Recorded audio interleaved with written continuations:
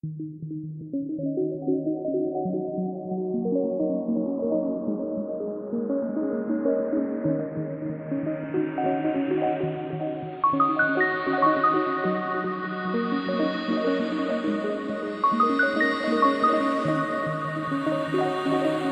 welcome to the Flan Foundation for Mental Health. I'm your mental hygienist, Morgan Rector. Depression, the number one mental illness. Winston Churchill called it the black dog. For some, it's chronic, and for others, it's episodic. But few people are immune to sadness. The symptoms are debilitating, which makes it hard to motivate oneself to break out of it. It's a self-indulgent disease that encourages an infantile tendency to wallow rather than transcend. I would know. It's happened to me thousands of times. My guest today, Jaclyn Kemenar, is here to share her own unique experience with depression and how she manages it amid all the activities she has committed herself to. Welcome, Jaclyn. Thank you for having me. So let's go back to the very beginning. When did your problems with depression first manifest? So, probably, honestly, like I looking back in hindsight, it's probably when I was a young kid. I was always super, super shy, anxious, socially anxious, and I remember probably around 9-10 years old. Like I just didn't feel right. Something was always felt off, and I was always anxious, and but I was so quiet. I never really spoke to my parents or anything about it, and that's probably where it started. And then as I got older and teenage years, and all the problems that come with being a teenager, it probably kept gradually getting worse because I didn't deal with anything, and again, like being super, super quiet, which I didn't want to be quiet, and it made me kind of hate myself. And I know when I think I was about 16 or 17 is when it kind of came to a head where I had kind of a breakdown. And I remember talking to my parents, to my mom, and they encouraged me to go to the doctor, and because it just wasn't. It was affecting. I was miserable all the time, and I was irritable, and so I went to the doctors, and had the depression diagnosis, anxiety, social anxiety disorder, actually, and then got some medication, and I think it was Paxil that I began on, and that was how it all started. Do you want me to keep going into? Well, actually, about Paxil, how did it work out with Paxil? I know that different antidepressants can affect people differently. How did it work for you? It actually, I did notice. I can't remember if it was. It wasn't a low dose. Like it was a pretty solid dose that I started out on, and it was.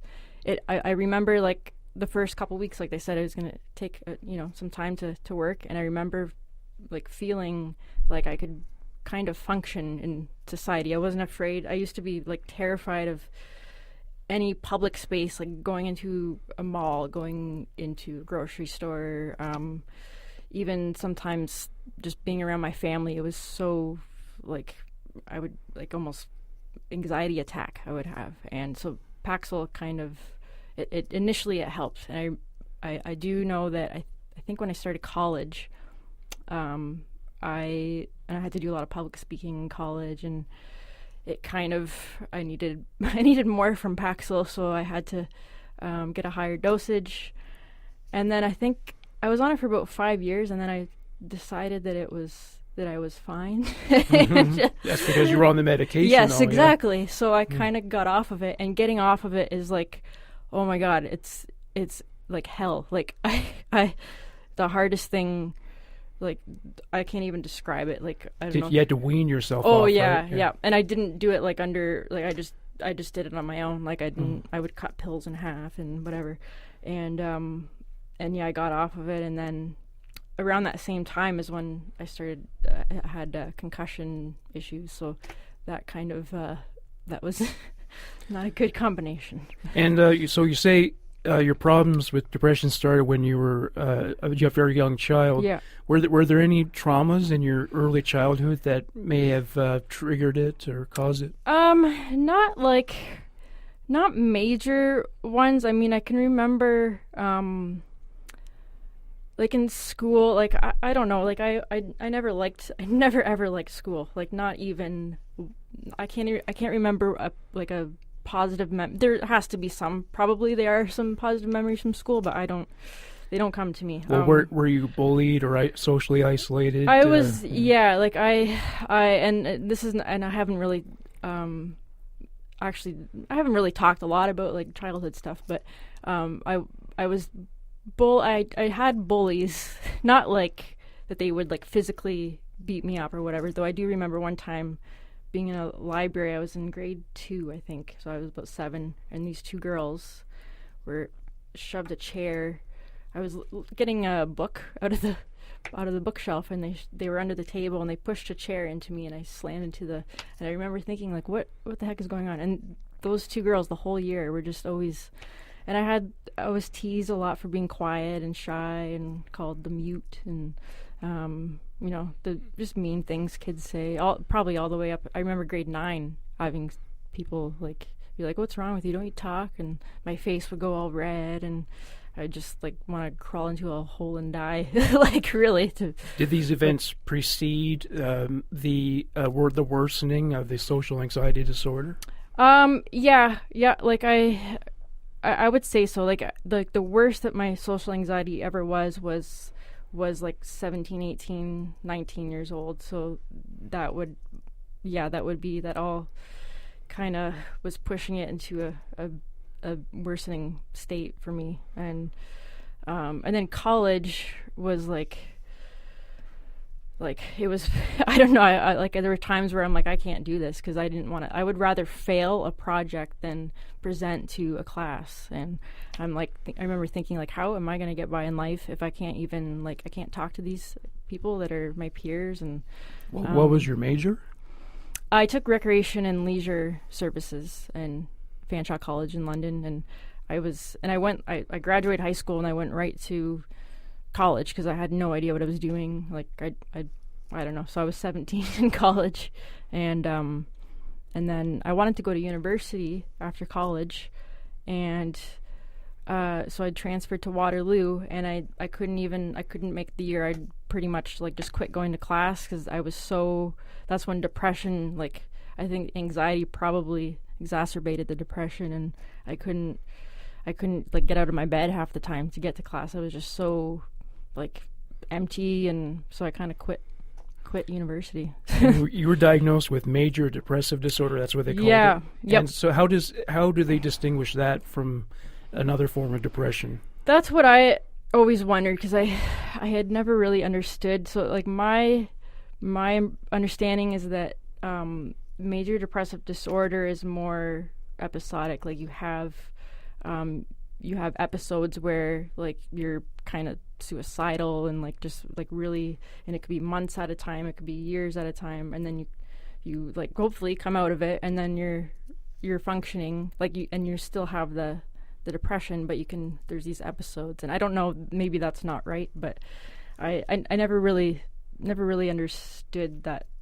diagnosis. But yeah, there's a lot of misdiagnosis when it comes to mental health. Yeah. I mean, how did you feel about the diagnosis? Did you feel that it was right, or did you feel that they were a little off? Or I felt that it was right. Actually, I kind of felt not relieved, but just kind of like I don't know, because I always felt, I'm like, what is wrong with me? Like why do I feel like this? Like you see people, I would think that you see people on the street or at work and everyone's happy, and that's you know, maybe not reality, but in my mind, and I'm like, why can't I be like that? And so to hear that diagnosis was like, okay, then there's a reason for this, and it's a chemical imbalance. But at the time that I was diagnosed, was actually admitted into the hospital, mental ward, psychiatric ward in London, and that was like the worst day of my life. Like, I don't know how they expect people to like be put through that, like how they think it helps people, but that was traumatizing that day, like what they put you through. So were you suicidal at the time? Oh yes, yeah. Oh, for sure. I had I had attempts. I had plans. But I had never talked about anything. It was my sister that she was over one time. I was living by myself, working in Waterloo, and my sister she was visiting, and I forget what was going. She had some, like, I think boy troubles or something, and I remember just like I almost like just blew up. I'm like, you know what? I don't even want to be here. And I was going on, like, I'm looking up, I was researching like, it was just I just kind of let loose on her, and she's like, okay, you need help. And that was in September, and I think the next month is when I think like middle of October, she's like, okay, I'm calling mom and dad, and you're staying at my place tonight, and tomorrow morning we're admitting you into the hospital.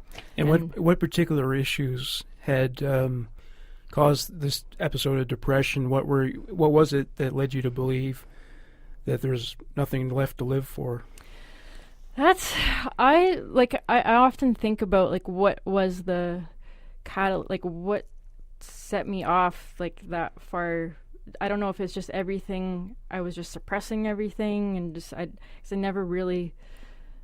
I don't think I didn't learn any kind of healthy coping mechanisms. Like, and I wish they would teach that in school, actually, like how to handle your feelings and how to feel them. And I never, I remember, in May of, I think it was 2012, I think that was the year, of the that I went into the hospital. I remember one specific turning point, or whatever you want to call it. It was May 24 weekend, and my parents were having a big barbecue, and I was there, like, all my family and my cousins were always like my best friends growing up. And I remember being at this party and thinking, like, I am not happy. Like, I'm just like, I feel nothing. And then I see, like, everyone around me had like a girlfriend or boyfriend, or they had friends, like lots of friends, and I never really had a lot of friends because I would isolate myself, like, all through school. Like, I had friends like here and there, but I would usually just want to like hide somewhere in a corner. So, yeah, mental illness it's a lonely thing. Oh, isn't it? Yes, very isolating. Yeah, and like I just remember. So that party, and I went back up to my apartment the next day, and I was lying on the couch, and I just cried the entire day. And then I wake up and go to work, and like everything's fine. And like, and that's how I just always like try to push myself through everything and just pretend and blah blah blah. And I just got to the point where I just couldn't do it anymore. Like, it was too, like, I didn't see a point anymore. Like, it's like I would picture a future. Like, it was just black. Like, there was nothing. And just bleak, right? Yeah, and that's when I knew, like, that's not good. And I was playing hockey, and I remember saying to my best friend Michelle at work, like, I want to, like, and this was after, I think, one of my concussions, and I was playing hockey, and I probably shouldn't have been because I still had some concussion symptoms. And I remember saying, like, I hope I get hit, and that's it. Yeah. And I would play, like, kind of like recklessly on the ice, and like looking back, like, at the time I was like, oh yeah, this is how it is. And I would talk about it to people like it was like they were supposed to be okay with it. But like looking back, like, wow, like I put a lot of people through a lot of grief. But yeah, it's interesting to me, people who play sports, or maybe in sports broadcasting, who have these problems with depression. It makes me wonder how can they perform. Yeah, like Michael Landsberg, who's a sports broadcast, and he's been very public about and vocal about his problems with depression. And when you think about the nature of sports broadcasting, it's very dynamic, high energy, spirited, and athletes have to be the same way. So and yet, what if you're in the middle of a depression and you go and play hockey? Has that happened? I mean, you talk about the suicidal thing, but have you been in that state where it was just dragging you down? You really just felt like laying in bed, but yet you had a game scheduled. What is it like? How do you get yourself into it? Yeah, I've had a lot of times like that where I'm like took me everything, and that's when I actually that was another kind of alarm for me, was like, because hockey was like everything. It was my therapy growing up. Like whatever was going on, being teased, being a shy kid, whatever, I would play hockey. I grew up on a farm, so we had a big barn, and I would just go in the barn and shoot pucks, and like I would be present in, like, nothing else mattered, and that was hockey. So when the time came and I had games to play and I didn't feel like playing, that was a big red flag. But then I would play because I would feel guilty if I didn't play. I guess kind of because I being part of a team, like you feel like you owe your team, that you should just show up and commit. And so getting myself to a game was a struggle. And then playing, I remember games I would be on the bench, and I would just be in a different universe. Like I would have no idea. I wouldn't care. Like I'm sure I wasn't playing great on the ice. And like you said, like I'm like pro sports, when you can kind of pick out a player, like, oh, like he's getting paid all this money, he should be playing better. But who knows what's going on in this guy's life or a girl's life, like they could be going through their own battles, and there are lots of players that go through that. Sure, yeah. I know I've heard about a few. I don't remember any specific names, but there would have to be some. Oh yeah, for sure. Yep. And depression can lead to self-destructive behavior as we seek comfort. For some people, it's substance abuse. For others, it's food. And then sometimes it manifests as evasion of day-to-day responsibilities and self-care. What have you done to comfort yourself when you were depressed? Any unconstructive behaviors? Yeah, like I didn't, for me, like I had my thing was, like, I always felt like everything is out of control. Like when you're like, you can't control, you don't want to be depressed, and like you wish more than anything for it to go away. And I would like self-destructive things, like I not eat. I would also, instead of going for the chocolate, you just ate like nothing. I had no appetite. And some of that too, like when I was battling concussion symptoms, I don't know how much that, like, I think it's being nauseous sometimes, like, of course you don't want to eat, right? But there was that kind of thing, and living by myself, like, is probably, when you're in an episode like that, not a healthy way to be. Like in my own apartment, and everything's up to me. I have to pay the bills. I have to get myself to work. I had a cat, and I had to take care of the cat, and I just didn't want to do anything. And there were times where I just would kind of let myself go, but then also it's hard to, like, the concussion symptoms I battled as well, and sometimes I physically didn't feel good either, and it was, yeah. But like, and now, like, I've been through so many treatments and therapies, and like I through everything. Like I was almost treatment resistant, which I don't even know if I guess I'm not anymore, but they thought I was for a while. And now I know what things I can do to kind of, if I'm having like an especially bad day, there are things I know that will make me feel better, like, to even for a moment a day. Like, that's when you have a bad day, you can't like want to take on the world. You have to just focus on one thing. So are you comfortable talking to people when you're depressed about what's depressing you? Yeah, like I don't know, like it's hard to say. Like when I know there are people that are for sure there, like without a doubt I can talk to, like my parents, my like unbelievably supportive family, like my parents, sister, brother, cousins, my two like amazing friends that I actually lived with for a couple years too, and they're like, I don't know how they put up with me, like how I don't know, everything they had to go through because of me, but like I know that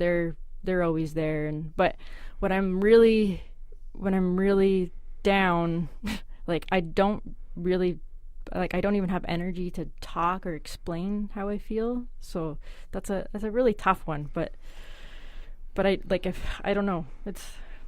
And it's hard to turn to people who are happy as well. Exactly, yeah. If there's a downside to happiness, it's that it causes people to oversimplify everything. Yep. And people whose lives are very simple and who have such a simplified, distilled perspective, they just can't appreciate that some people are complicated and their lives are complicated, and not all problems are easily solved or even have solutions. Yeah, and like and a lot of times, like, maybe they mean well when they say things like, oh, you just have to, be more positive, and that's like the worst thing. Like, that's like nails on a chalkboard for me. Like, oh, be more positive. Oh, okay, yeah. Smile. Yeah, so what? You should smile more, or you get out, go take a walk, or you should get out and do stuff. And like, it just comes from a place of ignorance. Like, maybe their heart's in the right place, but you don't truly understand depression unless you've actually had it and have it. And absolutely, and you really, like, I find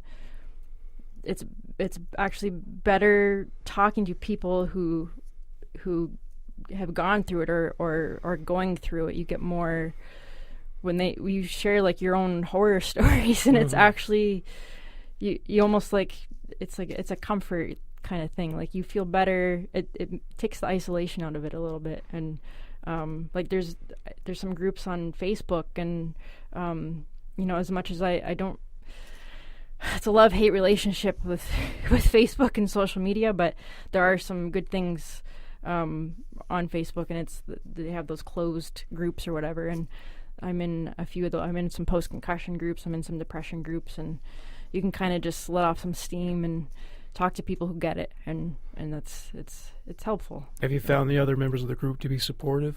For the most part, there's some that are. I mean, that's the trouble with these kinds of forums. Like, I haven't really encountered any people who like, everyone pretty much. If you're in that group, I think you get like where people are coming from and the struggle they're going through. So. Yeah, that's true. And so, where do you currently work? I see, and this is another question that I am asked a lot, and I never know what to say. So I have recently officially resigned from. So I was at a recreation therapist at a nursing home for I don't even know how many years, like something like 8 years. I had sick leaves a few times in there. Trying to get back to work and fight through like concussions and depression. I couldn't. It's too stimulating for me, so I can't. That environment is kind of. Well, yeah, nursing home especially. Yeah. It's Oh, kind yeah. of grim, isn't yeah. it? Yeah. It's just like there's alarms going off all the time. You have to be on your toes, like with meeting residents' needs, and you have to be energetic. And it was just like it would just take everything out of me. Like, I remember one of the times I had tried to return to work. I think I was only supposed to work maybe 3-4 hours that day, and I got through an hour, and I couldn't get off I was trying to do some work on the computer, and I couldn't get up to, like, I was just drained, and then I had to drive over an hour to get home. So, but and then if you have a job you hate, that makes it 10 times worse. Yeah. And I was lucky. Like, I also shared, like, when I was going through depression, and I had a super awesome manager who I remember crying in her office, and she gave me a big hug, and she's like, there's other people that go through this, and like, super awesome, like really understanding. And my coworkers were like just amazing. Like, I could not have asked for better people. I realized that's not probably the norm in a lot of workplaces. Like, but yet, a lot of seniors have problems with depression and loneliness. Yep. And oh, for sure. Yeah. Did you ever bond with any of the occupants of the home? Oh, yeah. Yep. I had. Yeah. There was. I know there's one lady. She was a big. I'm like obviously a hockey fan and fan of the Montreal Canadiens. Oh, yeah, really? Yeah. She was. She loved Montreal, and she was. She wasn't a happy person, but I would go in there, and she had her things. The only two things she liked watching her old black and white movies, and she liked hockey. And I would go in there and kind of talk about hockey, and we watch a movie or whatever, and she was a pretty special person. But there's a lot of residents that and that's, they don't, obviously they don't, that's not ideal for them to be in a nursing home, right? Like that's, and so we try to make it as best as we possibly can for them, and that's I enjoyed working with the residents. It was it probably helped me grow as a person a lot. But yeah, that job is done, and I got into DJing. My two dear friends own a DJ company, and music is another form of therapy for me too. And I play guitar. I'm starting to play the drums now, and I just love music. It's just it's a different language. It's a very absolutely and so like DJing, but again, not concussion friendly. Yeah.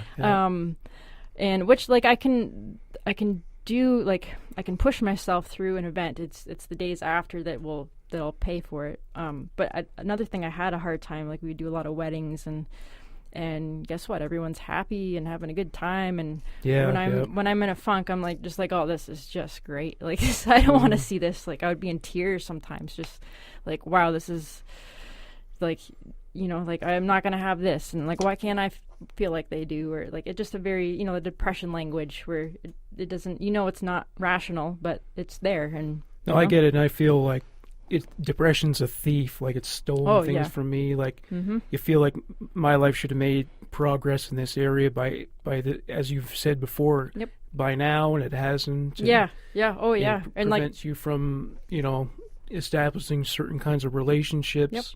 And social anxiety. That's definitely a liability in job interviews. Oh yes, yeah. Oh yeah. I actually got I think when I was a teenager, I was trying to get a part-time job, and I couldn't. I would get a job. I think there was a couple jobs. I just blocked it out of my mind. I was so just ashamed. I just quit the jobs. I'm no, I have to talk to people. I can't do this. I would quit. What? Who would have thought? Working at a sporting goods store, I have to talk to customers.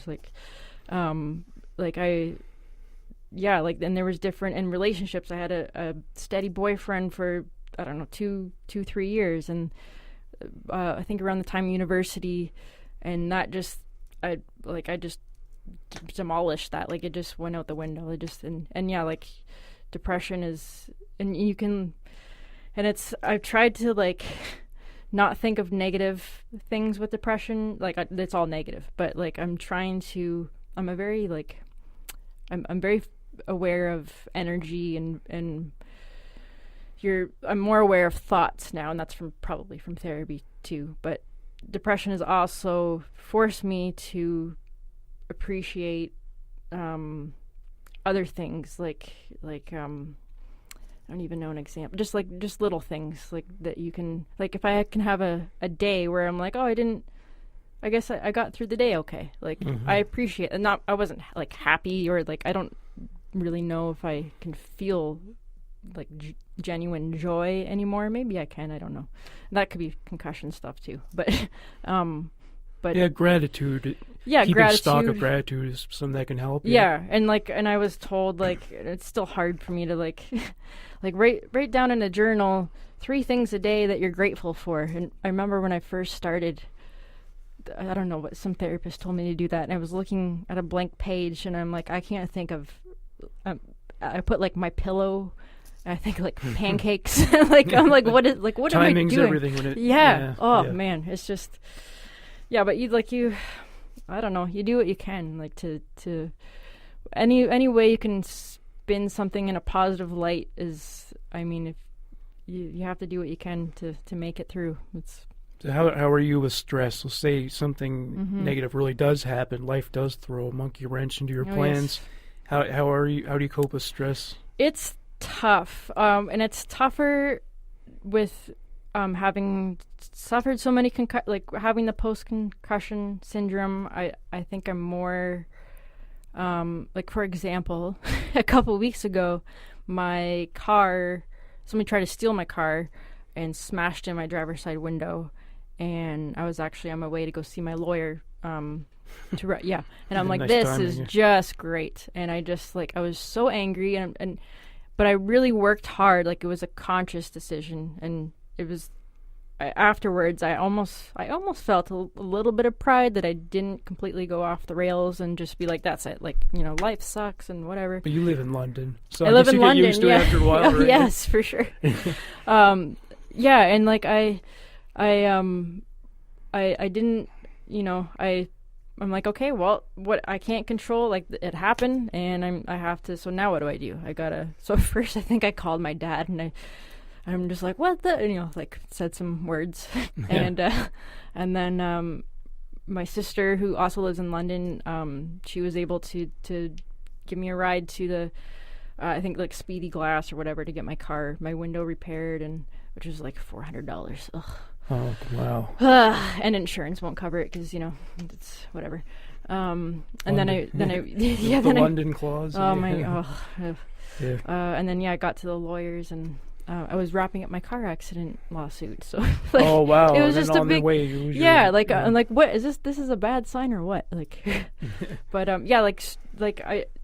there are sometimes I feel like when the more tired I am, and like with TBI, like things wear you out that don't with the everyday people, like with people who don't have TBI, like anything. Like if I'm like I discovered, like, listening to music and driving, if I'm just driving, it saves me so much energy than if I have the radio on. And I just discovered this. Like it feels so like to say it out loud sounds ridiculous, but like there's other things, like working out, exercise is really important, like mentally for me. But physically, like, it's not always great for me. But you have to kind of balance it out and figure out what works for you. But like sometimes that's all I can do in a day is just ride a stationary bike for half an hour, and then I'm like, oh, that's it. Like, I'm done. My brain just can't operate anymore. Well, things that keep you in the present tend to be very therapeutic. 'Cause Yeah. I think people who suffer from depression have a trouble dwelling in the past and fearing the future. And Yeah. if you can kind of keep us grounded in the present, Yep. doing something, that helps a lot. Yeah, and Right. like mindfulness, like that's a huge, and it's so hard though. It's so hard to, like, I think for anyone to be in the present. And I remember I did it's called DBT therapy, and it's they're just using it now, I guess with TBI and but a lot of it is mindfulness based. And I remember the one, I think it was a social worker, and she's like, I want you to go home, and when you eat supper tonight, don't have any don't have the TV on, don't be reading a magazine, because I'm always trying to do like 50 things at once, which doesn't help me at all. And just focus on like eating a salad, like, oh, this the texture of the salad. And I remember staring at her and be like, this is the most insane thing I've ever heard. I'm not doing this. But I gave it a shot, and it's so difficult to do because your mind is going here and there, and I still have a hard time with it, but you have to constantly bring yourself back to the present. Like, you're always... So you're used to overthinking. Is Oh, that the yeah. problem? Oh, my God. I'm such an overthinker. And I still am. And that's, like, I can work myself up into, like, probably, like, an anxiety, like... I used to get panic attacks as well, and I'm sure a lot of it was the overthinking. And I think with social anxiety, a lot of it is overthinking. Like, you're thinking about what the other person is thinking about you, which they're not even, like, in reality. But, like, that's how skewed it is, like, the mindset. But Well, there are these concepts in cognitive behavioral therapy. Yep. One is called catastrophizing, and then the next one's called fortune telling. So blowing things out of proportion, Yeah. and then also envisioning the worst possible consequences. Yep. So have you ever? Are you in that habit of definitely of not just dwelling on things, but making them out to be worse than they are? And Oh, for sure. I think I was way worse before, when I didn't have this, I guess, the skills or whatever you want to call it. Definitely, like, I would like, just like, especially like with social anxiety, like so say I had to, I don't know, like to go shopping or something, go to a mall. And I would, before I even get there, I'd be like, oh my God, like this is going to happen. I got to park somewhere, and I got to get out of my car, and there's going to be people. And like everything is like a big, huge thing that you're like thinking that the worst, like people are going to laugh at me or like something like, oh, like it sounds, you know. And well, you're not really someone who strikes me as who would stand out in a crowd, though. Mm-hmm. No, exactly. I don't mean exactly. That, I don't mean that in a negative sense, like you're a mediocre person. Yeah. But there's nothing about you that I think people would look at and think was unusual or and see that's objectionable in any way. It's not like I'm wearing like a funny hat or like, but like in my mind, it's like I would be just fearing, like I don't even know what I was afraid of, almost like it just, but. Yeah, that was like a didn't make sense, like, but like in my therapy, what I was taught is like there's 3 minds, and you have the rational mind, you have the wise mind, and you know what, I forget what the other one is. Oh, was it like the ego, superego? Maybe that's what it is. Maybe, yeah. And so you want to be in the middle, like where you kind of pull a little bit from both. Yeah, and just kind of. So I'm always ask myself, I'm always like, what does your wise mind say? So if I'm thinking like, oh, so and so didn't text me back, like, oh, she must hate me, or she's, like, is that like, what reason? You got to think of like the evidence that supports that. Did you do something to make her mad? No. Is it possible maybe she's busy? Like, is she on her, like, she has a job and a life, and like, well, yeah, I guess that's possible. And like, you have to almost talk yourself down. Like But it's, I don't know. If I could like record a conversation I have in my head, I'm like asking myself questions, but it's and you want it to be a habit where you don't automatically think like, this person doesn't like me anymore because they haven't texted me back in like 3.5 seconds. Like, I know what you mean. And if I don't text someone back right away, doesn't mean I'm not mad at them. I just, like I'm not always with my phone, or if I'm doing something, when I have time, I'll text them, and it's. Yeah. Speaking of which, I was just thinking, I don't think you can be in a relationship of any kind with someone who has problems with mental illness without accommodating it, because it does affect the relationship. Yep. So I was wondering how much accommodation you would require in relationships. Would you expect your loved ones to sidestep your depression in a way that would involve a modification in their routine or the way they interact with you? That's a good question. I don't like, the thing with depression is you already feel like a burden, right? Like with your loved ones and people around you. And the thing for me, I don't really ask, like, I'm lucky that I have like amazing support, and I realize that's unfortunately not the way it is for everyone. And I know, like, there were times where I was just kind of, my parents actually had me move back home out of my apartment, and which was probably a good thing to do. And they would just let me be. Like, I would be in my room. If I didn't want to talk, I didn't want to eat, I didn't want to do anything, they just let me be. Well, they must worry about you a lot, knowing about the suicide attempts. Definitely. And I know, like, I remember being in that hospital, and my parents, like, just looking at their faces, and I had a good friend came in and looking at her face, and my sister came in, and I'm just like, I never want to put them through this ever again. Like, it was the worst. Like, so it was just an awful feeling that I. Well, for me, like, shame comes with the territory. Oh, yeah. I felt so much shame about either the way I treated others or how they've had to sidestep my depressions and how I shut down and everything. And I would, like, I remember a lot of, I was living, my two friends, I'll just say Ken and Michelle, they know who they are.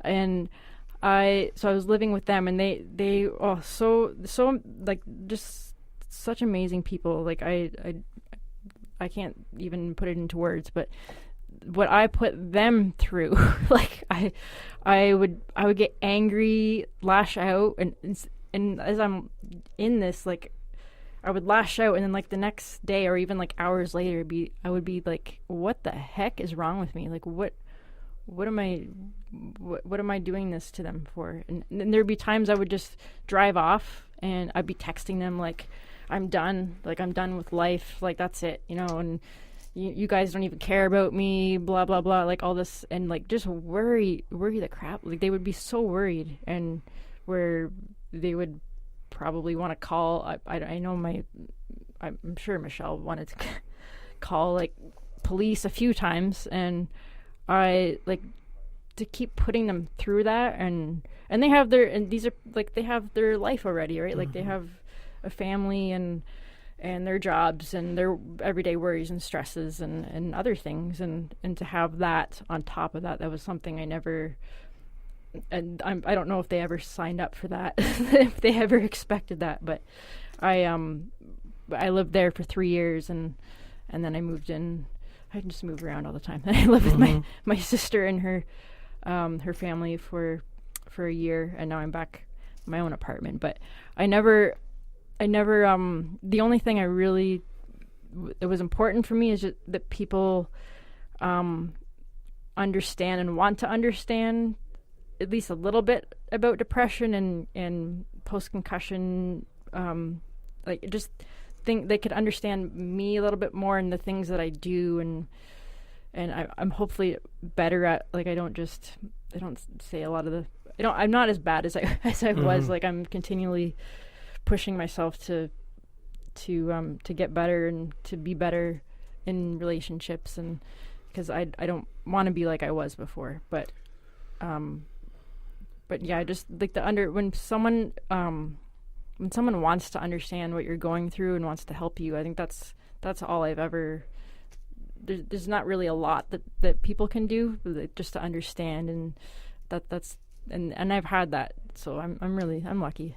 What do you wish that all people who don't suffer from depression knew about it? What do you wish they understood more about people like us? Yeah, like it's not a choice. Like it's not like, and it's not for attention. It's not it doesn't make you any less of a person.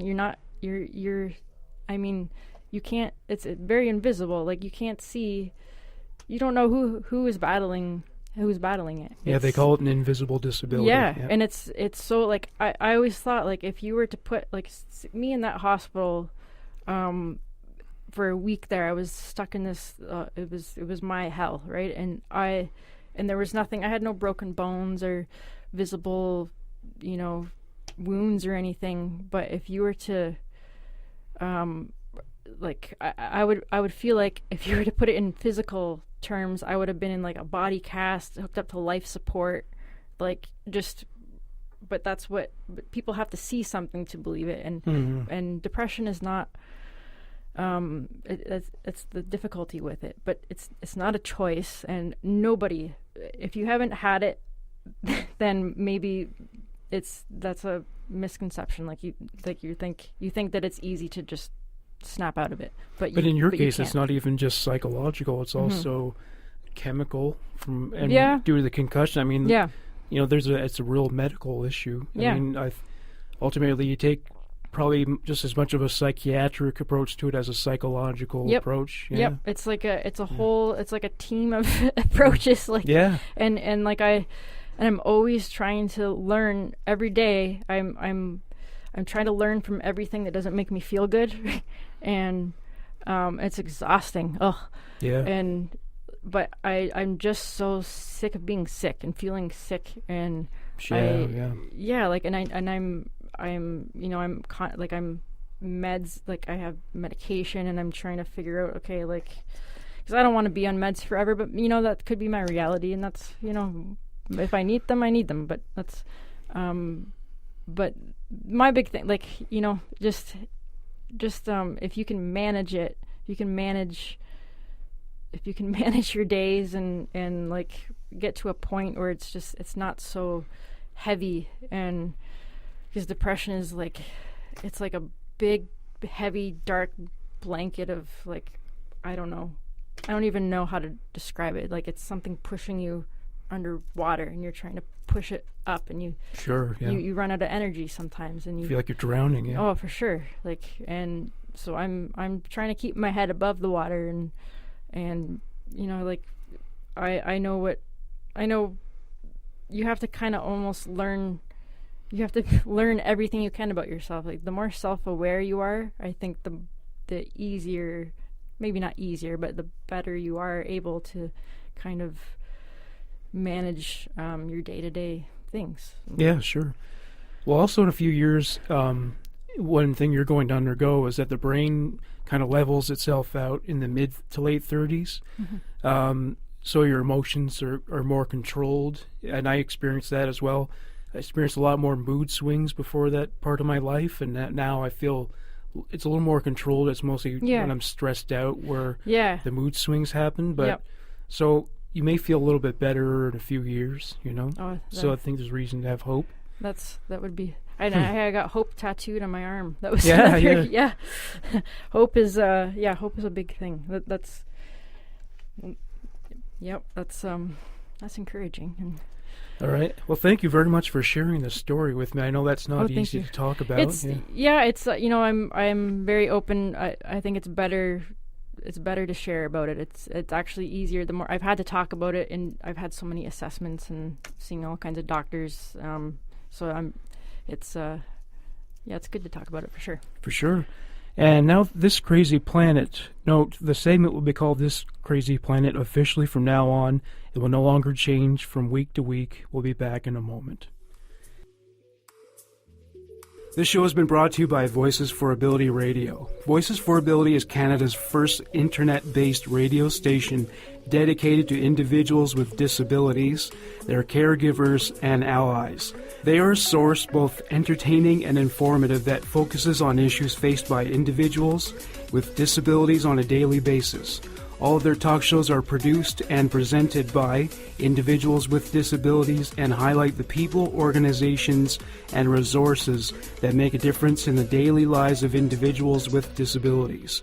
Join them for conversations about employment, relationships, advocacy, and accessibility, among other things, at www.v4aradio.com. And welcome back. Now, a link has been found between heavy use of social media and rising rates of mental illness among young people, especially millennials and Generation Z.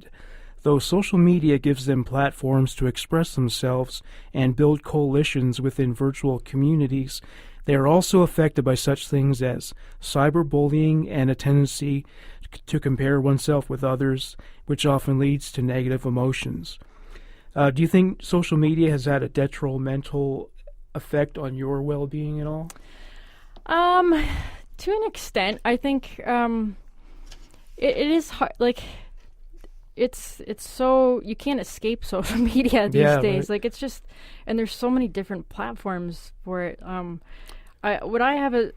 Say something like Facebook. The thing is, it's not really it doesn't paint the picture of reality. It's people's highlights, and they're not going to post something. Like, usually, they're not going to post like, "Oh, this day sucked," and like, "Oh, look what I don't know." Like, the dog had an accident on the floor. Like, they're not going to like. It's mostly good news that people post. Yeah, on people Facebook, getting married, people having jobs, having kids, and like someone. I don't have any of those things, so like I can look at it and be like, "Oh, that's great." Well, I'm just gonna go back to bed now, and but interesting though, cyberbullying. So I do a lot of volunteering, which is also, I didn't even mention that, but volunteering has helped me immensely as well. Where do you volunteer? I volunteer with Victim Services in Middlesex County in London, and so we help, like, it's a 24/7 service. So I'm a crisis responder. And a team leader as well, and we like any kind of crime, any accident, and there's it could be anything that people, we just meet them where they are and help them, and it's when people are having their worst experience in life, and we're there to offer them resources and just give them a non-judgmental year, like, and So you're a counselor as part of this as well? Or? Not technically, not a counselor. Like but you're there to listen and to be realistic with them and to like explain how, like if it's a sudden death, we'll explain like, okay, we'll help them with funeral arrangements, or like just kind of if they want to be angry, and I've been on calls where people are just hysterical. I've been on calls where people are just like, well, okay, this happened, and everything is different. Everyone is different, and there's no right or wrong way. But yeah, like helping them with it could be practical support or emotional support, and I've seen a lot of like things that I can't unsee, and but it's also, it puts things in perspective as well, and it could add to your gratitude, like thank God that didn't happen. Definitely, and also just like people experience some very awful things, and a lot of it is not like, we don't hear about a lot of it. What you hear in the news is just a small fraction, and yeah. So victim services. So I think I've been with them how long now? Maybe a year and a half. Great. I think there's victim services. I know Toronto has it for sure. But we did an event last week with it's called the Racing Against Drugs, and it's emergency services come and explain the dangers and all kinds of different things. And we were there, and we were discussing cyberbullying. It took a long way to get to my point. I got there. No, but, take your time. But yeah, and it was like we played a game with them to try to interact with them, and these are grade 5, so they're 10 years old. So but a lot of them, like, they know what Snapchat is, they know Instagram. What are the other, Twitter?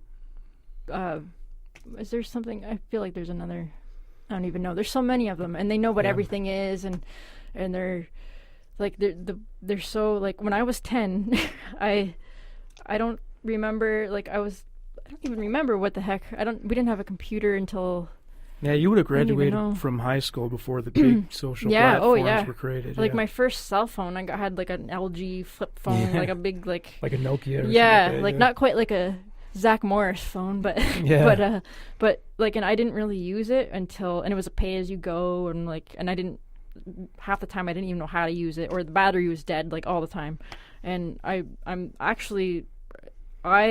grateful that I'm not being raised in this era of social media. Yeah, like absolutely. I just feel like it just opens up the world is hard enough, and then you open up a whole other world, like where you're just like, you're exposed to everything.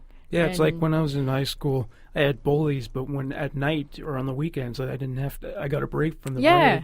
Yeah. Now, like, you could be at home on Sunday and they're tormenting you, and it's it's vicious. Yeah, too. And it's very cowardly. Like, people they won't, if they don't dare say it to your face, then they're behind a screen and on a keyboard or on their phone, like typing this, like whatever. Like how, it just.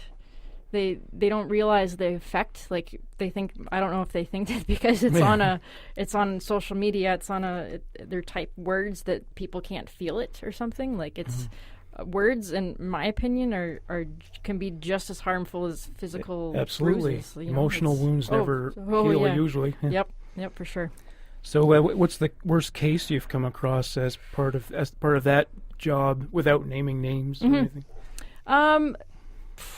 There's been, there's all kinds of different calls I've been on. Like, there's anything involving kids is really just really heart-wrenching. And there's been a couple calls where, like, I just kind of just keep to myself for a couple days after, just thinking about, and then you're always second guessing yourself, like, oh, I could have done this or this, and I think that's normal with any emergency service. I know my second ever call was a fire at a assisted living facility, and that was hard too. And I remember interacting with a couple that had a gentleman who had lost his wife in this fire, and Oh my God. and just she was, it was, That's yeah. the worst. There's a lot of. It's the worst way to go to Oh, burn I alive. can't imagine. Yeah. I can't imagine. And there's just, I mean, there's all kinds of things going on in the world, and just, I mean, it's a 24/7, and I think there's some days that there's no calls, but that's rare. There's usually, there's usually a lot happening. That's pretty, yeah. Absolutely. And it is London, Middlesex counties. Yeah, it's, oh man, I feel like I don't want to, I feel like things are getting worse, but then that's a very flawed perception, because prior to victim services, I wasn't as privy to everything going on. I don't know. Not everything is public knowledge, and yeah, that's true. But, yeah. So January 30th was Bell Let's Talk Day, and the campaign was created to generate more awareness about mental illness and dispel stigma. Do you feel that campaigns such as those are making a difference? I think so, and I know there's a lot of. I almost got in a little Facebook argument. I had to actually get off of Facebook on January 30th. Oh, really? This person was saying, because there was a protest against Bell Let's Talk Day, and why would that be? That's exactly what I said, and then I got people it was just a big thing. I think my comments got deleted because I was just like, you know what? I can't find any negative in the day, and you can say whatever you want, it's about a promotional thing, and that's not what it's. It costs them money, though. Yeah, exactly. Like they say, text to the send this many texts, and we'll donate this much money. They're not benefiting from it in any commercial way. No, at all. And when I had read when it started, I can't remember the lady's name, but whoever that manages Bell or whatever, she had that was in her family, depression, and I think she had lost. I'm not quite sure if she lost someone to suicide but it was very important to her, and that's great. I think it's awesome that they use a platform, they have the means to do it, so why not do it? And I think the more it's the awareness, I think it's since Bell Let's Talk has started, it's you see these celebrities coming out talking about, Clara Hughes was did that bike ride and everything, and people like Michael Landsberg, and Lady Gaga, actually she had a speech at the Grammys where she mentioned she was proud to do a movie about mental illness, and saying that you're not alone, and to and it's that very common among creative people. Yeah, exactly. And nobody, depression, mental illness doesn't discriminate. It doesn't matter. It can affect absolutely anyone. You could be the richest person in the world. You can have everything, seemingly everything, but it doesn't matter. But I think campaigns that's how you get awareness. At least cause someone to stop and think and be like, hey, or I should ask how this person's doing, maybe, or just to. It's not about. I think some people might be missing the point of it. Sure. You mentioned the Bell CEO did it because someone in her family suffers from mental illness. I meant to ask you earlier, does anyone else in your family have these struggles? It's not I know that if my mom listens to this, but I think there's anxiety there. My sister's had some bouts, and I don't really. There's nothing that stands out in my family. So it's not it's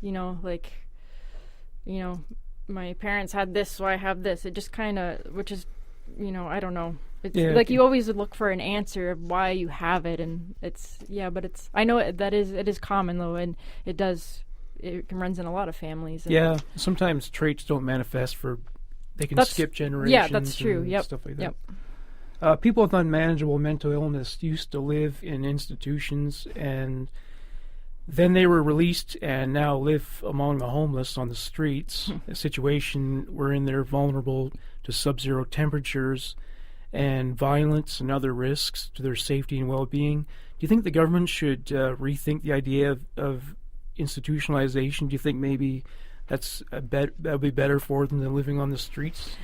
I think so. Like I see a lot of actually that's another with victim services. We deal with homelessness as well, and there's a lot of homelessness in London, and I know there is like in any city. Yeah, I was surprised by that. Like such a small city, yeah. There actually are a lot of it's just so, and like it's so like so many. It's so easy, I think, for people to just kind of like get a job, you bum, like whatever. But people, you don't want. That's obviously not their choice to be out on the street living in the cold. Like who wants to exist like that? And it's hard to hold down a job, exactly, as we both know, when you have mental health problems. Oh, for sure. Like when you can't like if you can't work every day and you can't do everything that the average Joe or whatever the average person can do. Like I always think like homelessness. Actually, I remember hearing one story. I went to a self-help group at one point in Kitchener, and the guy that was running it, he was I think he was a lawyer or something, or he had some high-profile job, and he had lots of money. He was married, and then for whatever reason he got like I don't like who knows the reason, but he had depression and just kind of, I don't know if he got into drugs and stuff, and he lost everything and became homeless, and like you don't know, like, and that's depression was like it started all that. And if you don't have the right, if you're not, like, everyone starts with different you have different what's the word I'm looking for? See, this is my concussion brain. I can't think of a word. Don't take your time. Yeah. But yeah, a lot of people start off on different levels of ground, and there's people that were born into poverty, and who knows where that could have been started from mental illness way back, and that can make it worse, actually. Exactly. and then there's some people, like, I think for me, I was in this car accident over 5 years ago, and if I didn't have the support system that I had, I could have just as easily ended up homeless. Sure. Because I couldn't work. The money that I was getting from disability was not even, I don't know how they expect anyone to live off of that. Like, well, it's the one rung above welfare. Yeah. And just like, I didn't want to do anything. Like, it was just, if I didn't have a family and friends that were like, okay, like, you're gonna live here, like, we're gonna help you out, and or if I needed money, if I didn't have that, I could have been like, oh, just have to live on the street. I have nowhere else to go. Did the car accident give you PTSD? Mildly. I have a hard time driving past. It's very close to my parents' house on the farm. It was just a couple minutes away.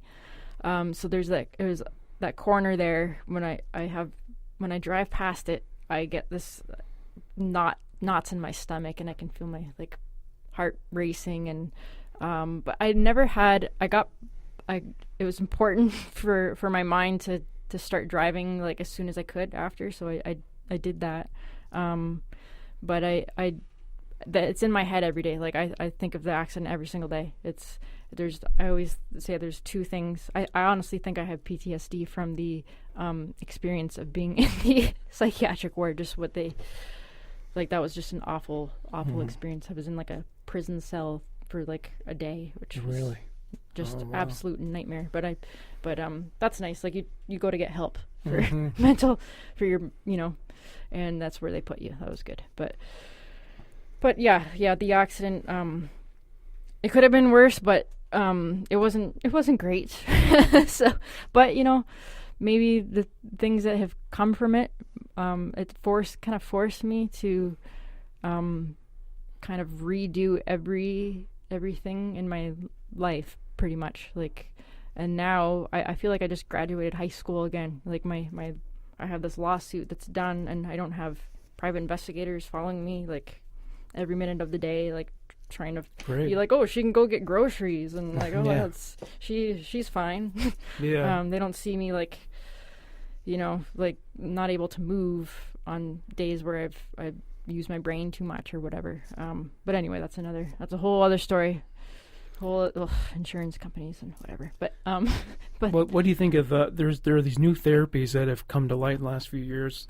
One is psychedelic therapy, where people take psilocybin mushrooms or LSD or ayahuasca, which is a South American drug. mm-hmm. And then there's things like electric shock therapy. And what either one does is it kind of reboots your brain because of PTSD. It's like a tape running on a loop. Right.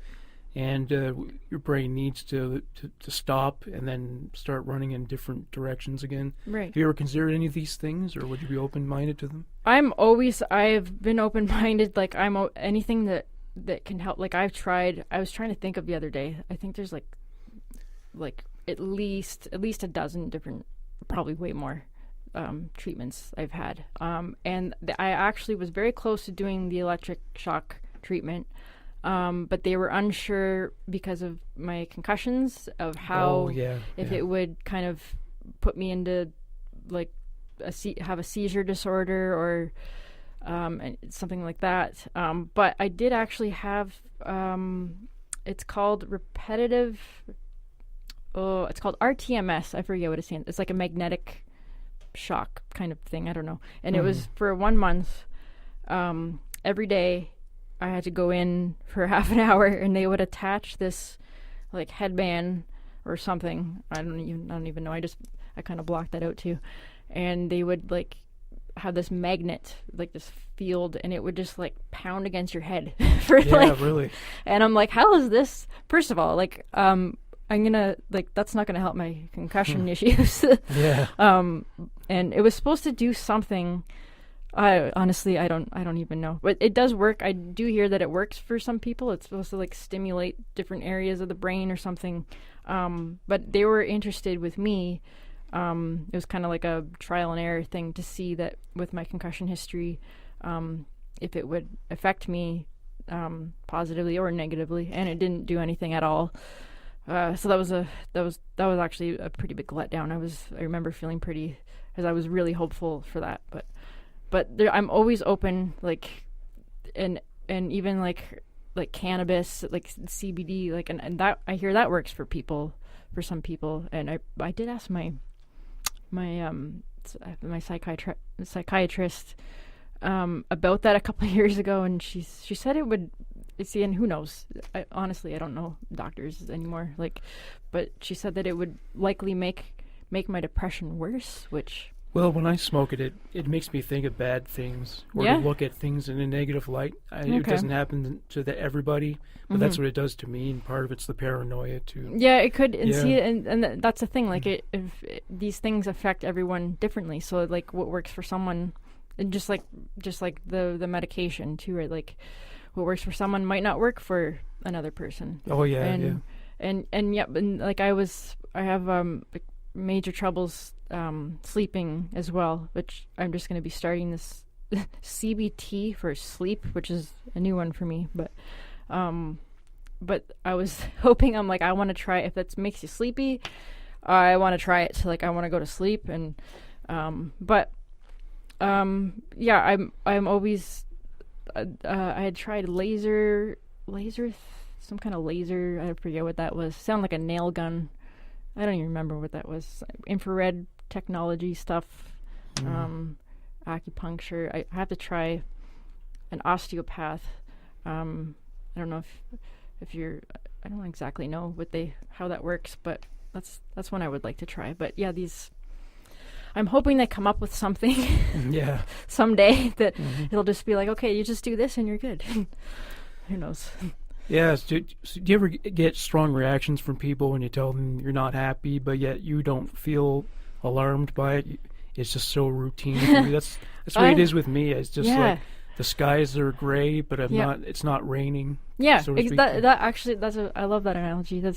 Like it's so regular. It's so normal, right, for us. Like, I have a hard time. Like, I always feel, I always feel judged by people, and maybe that's depression as well. But I always try to, like, almost fake happiness, like a happy reaction, even though in my head I'm just like, oh, this is painful. Like, I don't have it, but I'm trying to be. So I don't know that people I don't know if my family or friends that they realize like that. I'm sure they do, maybe, but yeah, that it's my normal, and it's almost like you're content with because it's not, because it can be a lot worse, and we know that. But well, see, I was shocked when when I got to a point where I realized there are people who are happy for no reason. Yeah, that I thought was strange. So I guess they think my way is strange. I think their ways. I guess so, right? Yeah. Like, and sometimes we see people who, like, in my perception, seem like overly happy. Where I'm like very annoyed. But like, what the heck? Like, what did you eat for breakfast this morning that you were so you're just like sitting on a park bench right now. Like, oh, look at the birds, and like, wow. I want to, like, what glasses are you wearing? Like, I don't know. Well, I guess they're better off as long as you're I not guess shaming so. us It's like for it. like ignorance is bliss, I guess. Yeah. Yeah. Well, on that note, I thank you so much for driving all the way up from London to do this. Oh, I really appreciate it. It was a therapeutic drive. Right. Yeah. Oh, thank you so much for having me on the podcast. Like, I really think it's an amazing thing that you're doing, getting the awareness out there. And you do a great job. So thank you, Morgan. Great. Thank you so much. Thank you. Thank you for joining us today.